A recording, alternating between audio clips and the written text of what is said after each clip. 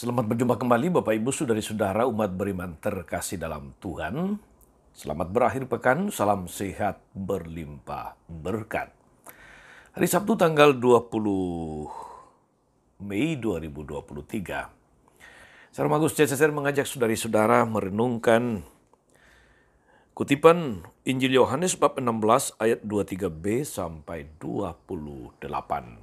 Dalam nama Bapa dan Putra dan Roh Kudus. Amin. Dalam amanat perpisahannya, Yesus berkata kepada murid-muridnya, "Aku berkata kepadamu, sesungguhnya segala sesuatu yang kamu minta kepada Bapa akan diberikannya kepadamu dalam namaku. Sampai sekarang kamu belum meminta sesuatu pun dalam namaku. Mintalah, maka kamu akan menerima, supaya penuhlah sukacitamu. Semuanya ini kukatakan kepadamu dengan kiasan. Akan tiba saatnya aku tidak lagi berkata-kata kepadamu dengan kiasan, tetapi terus terang memberitakan Bapa kepadamu. Pada hari itu kamu akan berdoa dalam namaku, dan tidak kukatakan kepadamu bahwa aku meminta bagian kepada Bapa. Sebab Bapa sendiri mengasihi kamu, karena kamu telah mengasihi aku dan percaya bahwa aku datang dari Allah. Aku datang dari Bapa dan aku datang ke dalam dunia. Kini aku meninggalkan dunia lagi dan pergi kepada Bapa." Demikianlah sabda Tuhan.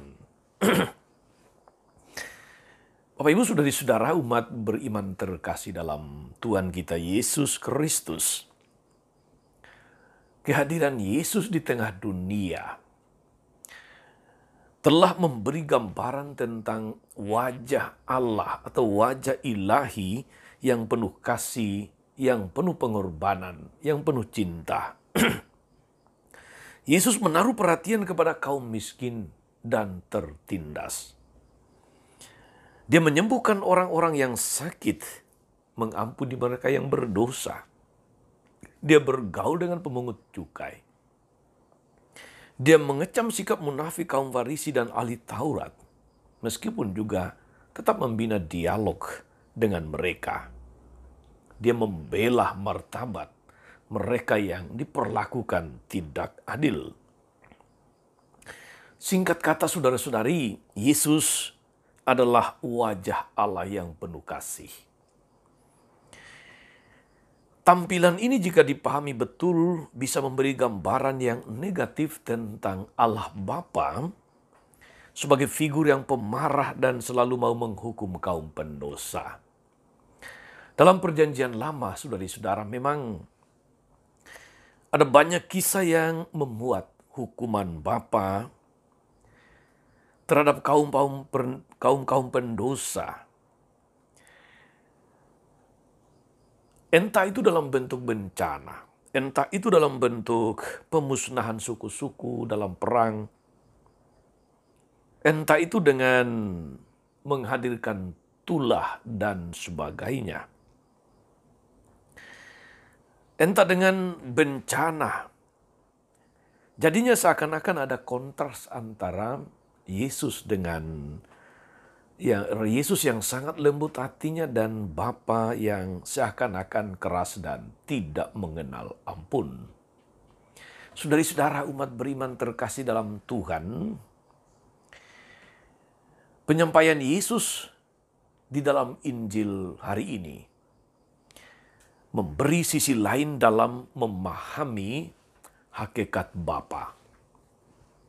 Yesus mengatakan, "Tidak kukatakan kepadamu bahwa aku meminta bagimu kepada Bapa, sebab Bapa sendiri mengasihi kamu karena kamu telah mengasihi aku dan percaya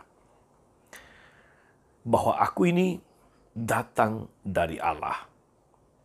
Hidup Yesus di dunia, saudari-saudara, memang dimaksudkan untuk menyadarkan manusia bahwa Bapa mengasihi manusia berdosa dan ingin menyelamatkan mereka semua. Sekarang dia hendak kembali ke rumah Bapa, tetapi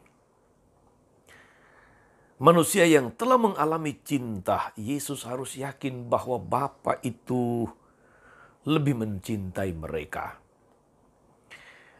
Tidak ada yang perlu ditakutkan dari Bapa. Tidak ada yang perlu dikhawatirkan atau dicemaskan dari Bapa. Manusia hanya perlu belajar, saudari-saudara, untuk lebih mencintai Bapa dengan menghayati iman yang telah ditanamkan oleh Yesus itu. Jika orang beriman di dalam koridor kasih Bapa, keselamatan akan menjadi mahkota yang layak dianugerahkan kepada mereka. Saudari-saudara, umat beriman yang diberkati oleh Tuhan, salah satu wujud pernyataan cinta kepada Bapa itu adalah berdoa. Yesus sendiri menekankan kebiasaan ini. Namun, apa artinya berdoa? Orang bisa berdoa tapi dengan semangat yang sangat egoistis. Dia hanya meminta dan meminta seakan-akan berhutang kepada Bapa berhutang kepadanya. Atau dia hanya menyampaikan list daftar permohonan kepada Tuhan. Seakan-akan Tuhan harus memberikan, mengabulkan semuanya. Tidak mengherankan kalau orang-orang ini tidak berdoa kalau tidak berhadapan dengan kesulitan, kalau tidak berhadapan dengan ujian atau tantangan, kalau tidak berhadapan dengan cobaan dan pergumulan hidup yang berat. Pada tingkatan ini, saudara-saudari, yang terungkap bukan sebuah doa, tetapi sebuah bentuk egoisme yang mengubah wajah doa tersebut. Sebaliknya, jika doa itu adalah ungkapan cinta, saudari-saudara, maka doa menjadi rutinitas kebiasaan harian setiap orang beriman. Dalam menjalin komunikasi yang mendalam, yang dekat, yang intim dengan Tuhan sendiri. Semua terungkap di dalam doa. Apakah itu rasa senang? Apakah itu sedih? Apakah itu kesulitan dan kegembiraan? Apakah itu suka dan duka? Sebagaimana kita dengarkan dalam Injil kemarin, Tuhan katakan, duka citamu akan diubah menjadi sukacita.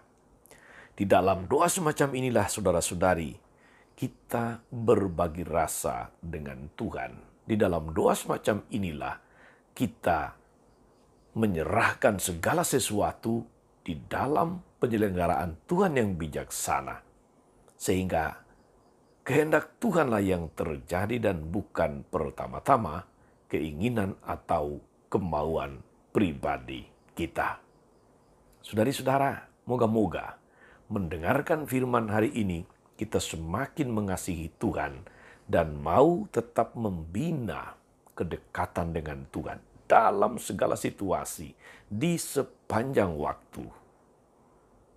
Selamat beraktivitas dan berakhir pekan bersama keluarga, para sahabat. Tuhan Yesus memberkati selalu. Amin.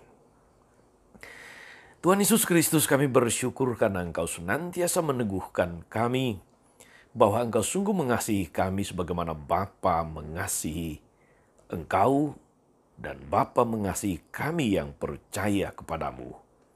Kuatkanlah kami selalu agar di sepanjang waktu, di sepanjang hidup ini, kami hanya mau berserah pada kehendak-Mu yang kudus, karena Engkau lebih tahu apa yang sungguh sangat kami butuhkan. Biarlah dalam segala situasi, suka dan duka, untung dan malang. Dalam situasi mudah atau sulit, dalam situasi sedih atau gembira, semuanya kami pasrahkan kepada kehendak-Mu. Ingatlah Tuhan akan hamba-Mu Ibu Maria Bong yang telah Engkau panggil ke hadirat-Mu yang kudus. Terimalah dia, berkati dia, biarlah dia boleh menikmati damai abadi yang Kau janjikan kepada setiap orang yang mengasihi-Mu, setiap orang yang percaya kepadamu. Terpujilah nama-Mu. sepanjang segala masa. Amin.